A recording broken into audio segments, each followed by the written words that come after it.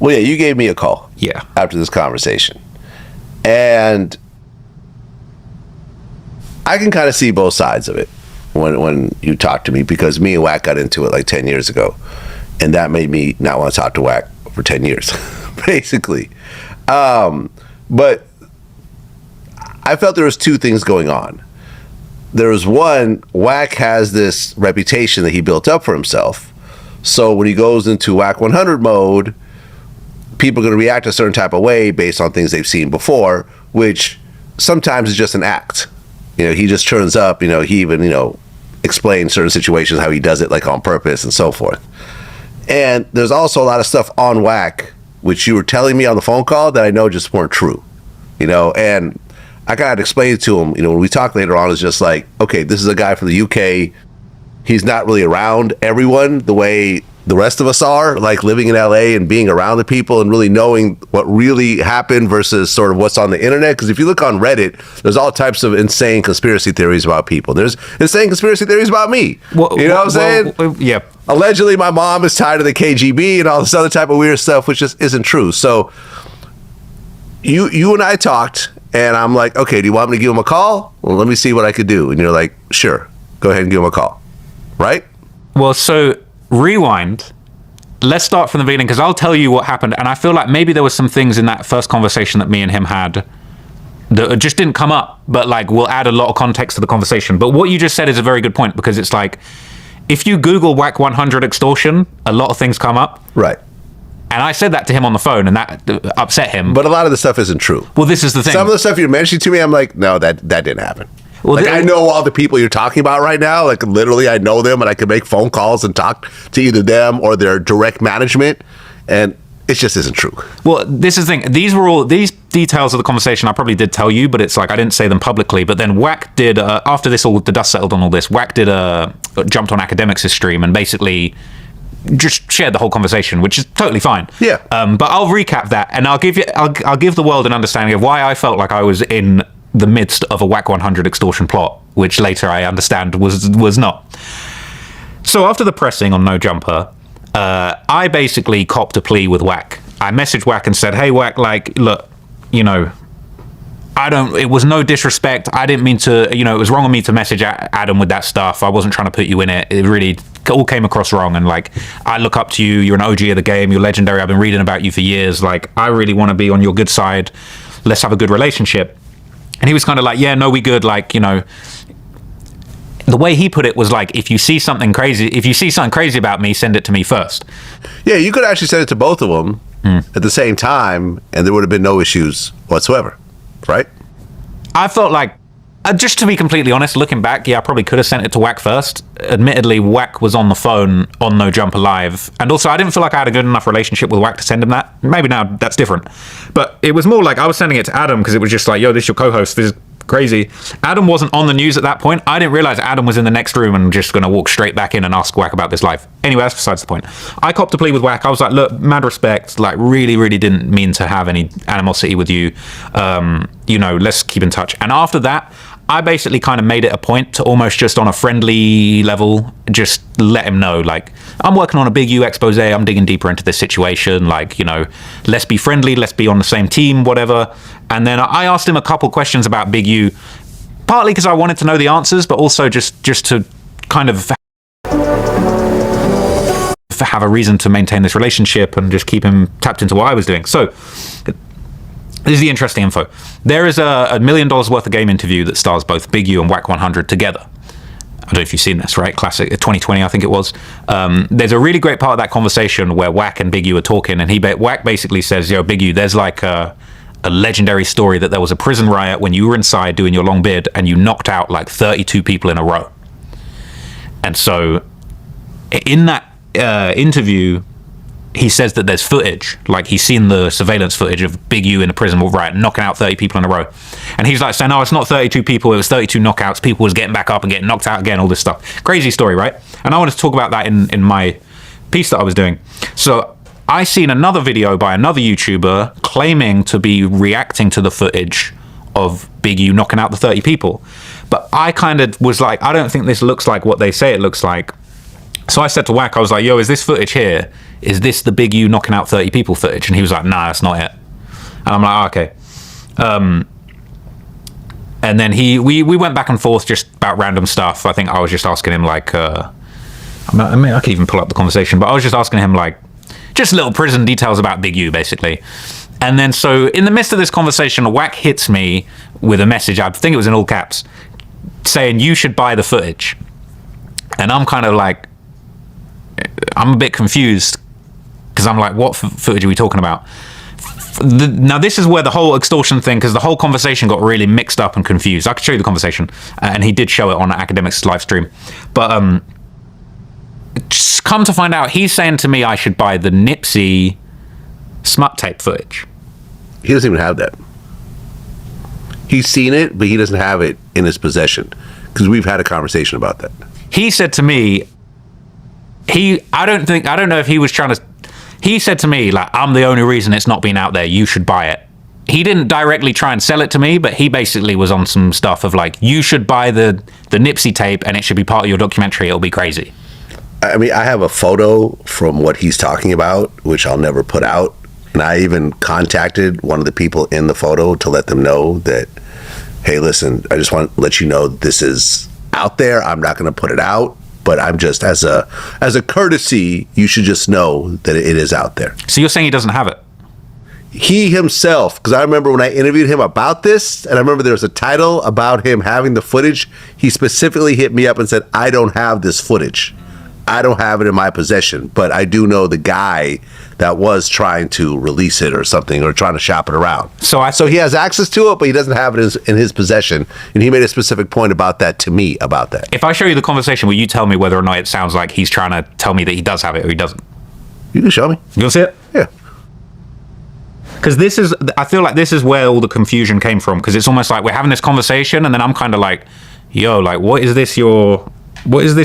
you saying, is this, so, I'll just show it to you. Why don't you text it to me? We could include it. Okay. Or do you want to put it out? I don't mind, because Wack already showed it on Academics stream, right? Yeah, so I can text it to you. Yeah, anyway, text it to me. I want to just show you, because this is like, okay, you can just go from here. You can just scroll down, right? And see how this conversation, this is the conversation. Okay.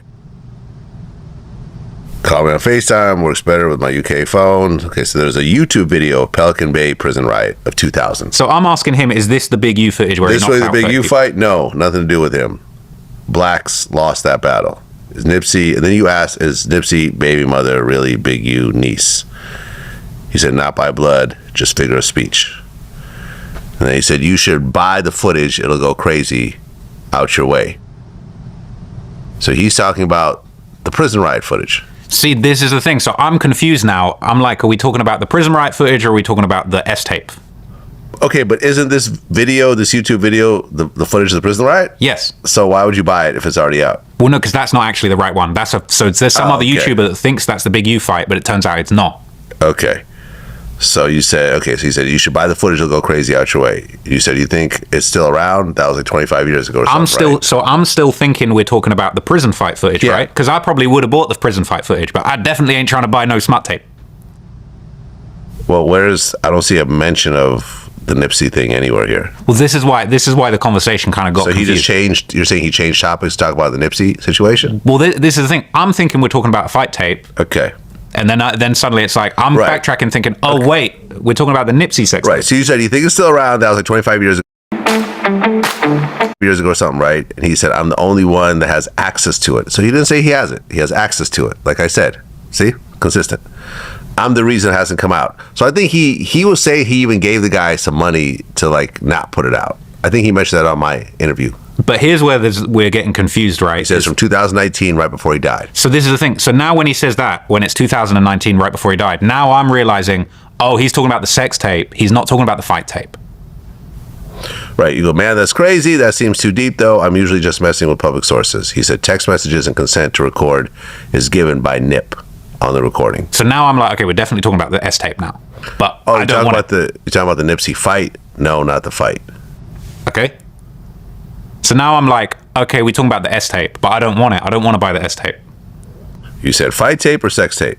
No, okay. So, but what you're missing there is that he then sends me a screenshot of someone saying they got dirt on me. So, I was trying to figure out what this is. So, deposited a new message. Hey, what's up? I got a little dirt on a trap, L.A. Ross. So, give me a call back. So this is the moment I'm like, whoa, hang on. He's saying he got dirt on me now. I didn't want to buy the tape. So bear in mind, like you said, I probably overreacted and got spooked because I'm not used to dealing. Oh, Trap Low Ross. Okay, yeah. You hey, what's up? Okay, so it's a voice message and it's. I guess, yeah. But he's sending me this anonymous thing saying someone's got dirt on me, and I've just said I don't want to buy this tape. He does this to everyone with actually a positive mind state. So, for example, there's multiple times that like he hit me up. He's like, "Hey, I heard that the feds raided your offices," and I'm like, "No." And then there's another thing. He's like, "Hey, someone is saying that 6ix9ine is getting busted and you're somehow involved in it." I'm like, I've talked to the guy for 30 seconds one time. I have no idea how I could be involved. And like all these times, like nothing happened. So sometimes he just gets wrong information, like we all do.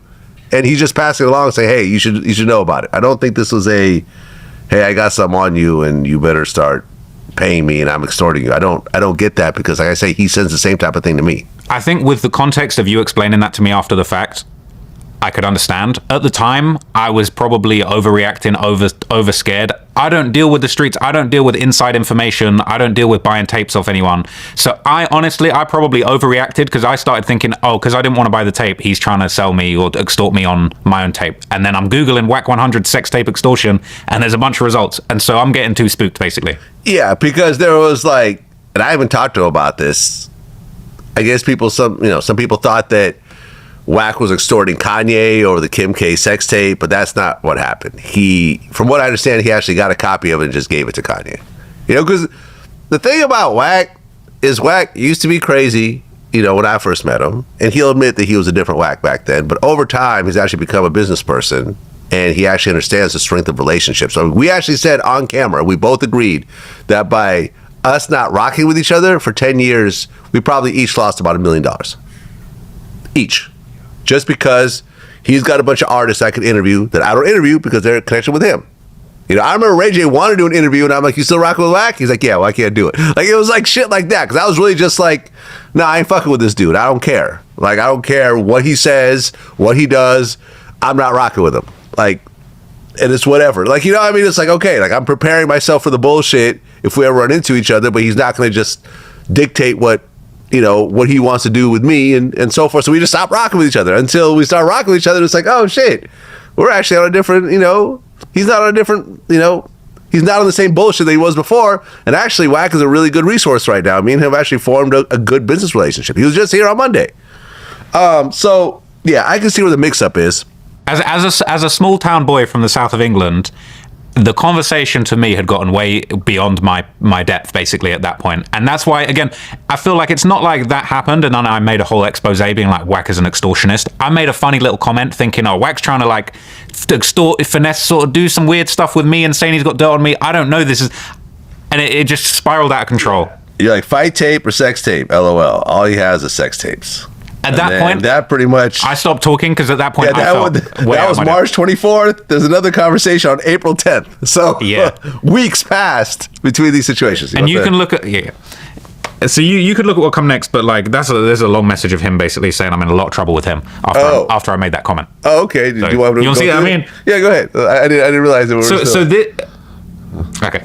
You just take it for that. But what I will say is that day when me and you spoke and I spoke to Wack, I basically woke up to a bunch of messages from a bunch of different people, including Wack, being like, Wack is pissed and he wants to talk to you.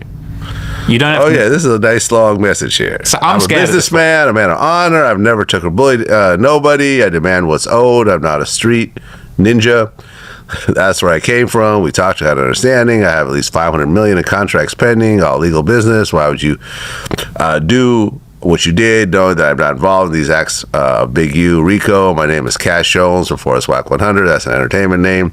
Gave me a word, but I see your mission is to attack and attempt to slander me. Well, I'm going to show you. I'm a great friend, and I have friends in corporate places.